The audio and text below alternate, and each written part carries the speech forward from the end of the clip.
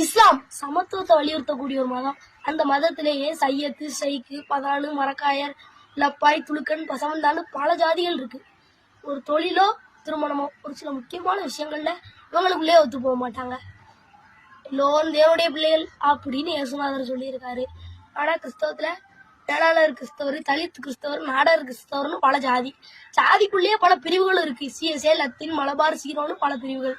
ஒரு வேளாளர் கிறிஸ்தவருக்கும் ஒரு தலித்து கிறிஸ்தவருக்கும் ஒரு தொழில ஒரு திருமணமோ ஒரு சில முக்கியமான விஷயங்கள்ல இவங்களும் ஒத்து போக மாட்டாங்க. இந்து மதத்துல ஜாதிகள் ரொம்ப இருக்கு. பிராமணங்க தான் ஜாதிகளை உருவாக்குனாங்கன்னு சொல்லுவாங்க. கிறிஸ்தவத்திலையும் இஸ்லாத்திலையும் எப்படி ஜாதி வந்தது? யார் கொண்டு வந்தா? பிராமணங்களா இதுல இந்த மதத்துல எல்லாம் வந்து ஜாதியை கொண்டு வந்தாங்க? ஜாதி எங்க இருந்தாலும் பிடிங்கி எரியப்பட வேண்டிய கலைகள். ஆனா மனிதநேயத்தை உயிரோட வச்சிருக்கதா ஆன்மீகம் மட்டுமே. காசு, பணம், பதவிக்காக இந்து மதத்தை மட்டுமே அழிக்கணும், இந்து மதத்தை மட்டுமே பழிக்கணும்னு ஒரு முட்டாள் கூட்டத்தை கூட்டி வச்சிருக்காங்க.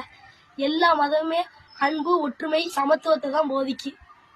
உனக்கு ஏண்டா குடுமி, உனக்கு ஏன் பட்ட, உனக்கு எதுக்கு பொட்டு, முதல்ல உனக்கு எதுக்கு நீ அடையாளப்படுத்த அப்படின்னு இந்துக்களை அடையாளப்படுத்தக்கூடாதுன்னு சொல்லுது. அவங்க எதுக்கு அவங்க மட்டும் ஒரு கருப்பு சட்டையை போட்டுக்கிட்டு ஒரு கூட்டத்தை கூட்டி வச்சுக்கிட்டு நாங்கள் நாத்திகர்கள் அப்படின்னு சுத்திக்கிட்டு இருக்காங்க. இதுல என்ன நியாயம்?